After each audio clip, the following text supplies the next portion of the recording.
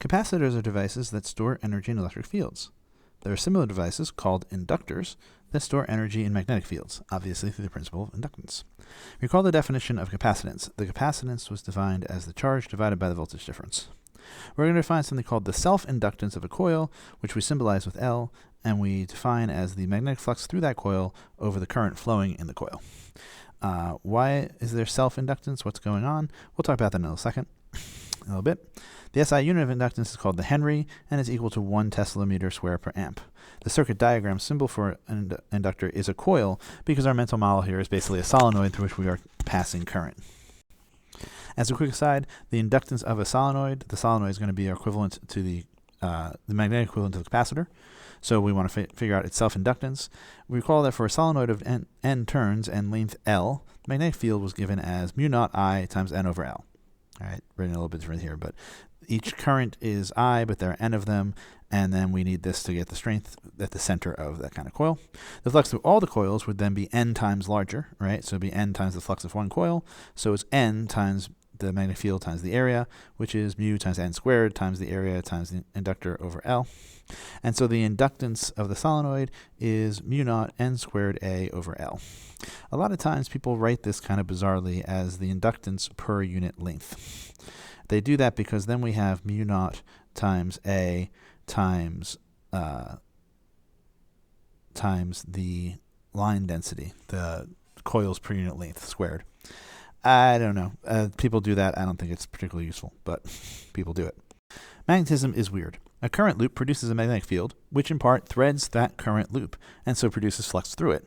Changing the current changes the magnetic field, which changes the magnetic flux, which generates a back EMF by Lenz's law that resists that change in flux. In other words, a current affects itself. Any current which is changing suffers an induced EMF. We call this process self-induction, and the EMF a self-induced EMF.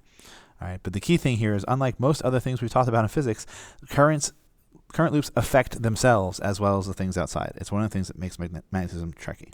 That induced EMF, of course, obeys Faraday's law. That is, that the EMF induced is minus the rate of change of the flux. And here the minus sign is giving us Lenz's law stuff.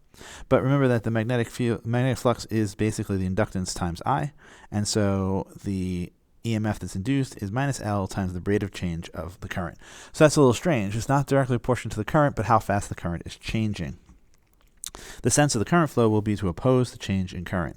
So if I have an increasing current coming this way, then we're threading more magnetism this way, and we'll get a back EMF this way. So we'll produce a net EMF this way against the current, which will tend to reduce the current, or actually to reduce the size of the change in the current. And likewise, if we have a current flowing the same direction but decreasing, then the flux is going to be increasing this way, and so we get a back EMF to try and restore it.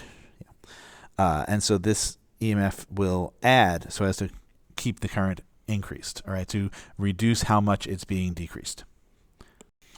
All right, this figure shows an EMF, EL, induced in a coil. Which of the following could describe the current through the coil? Could it be constant in rightward or constant in leftward? Could it be increasing in rightward or decreasing in rightward? Or could it be increasing leftward or decreasing in leftward? Well, the self-induced EMF is pointing rightward, which means that the current must be changing. Delta I must be pointing this way. So if we already have a thing going rightward, it can't be constant because there'd be no induced EMF if that's the case. So we can cross out constant in rightward and constant leftward. If it's going rightward, but the EMF is also pointing rightward, then it must be the delta I is opposed to it, and therefore the whole current is decreasing.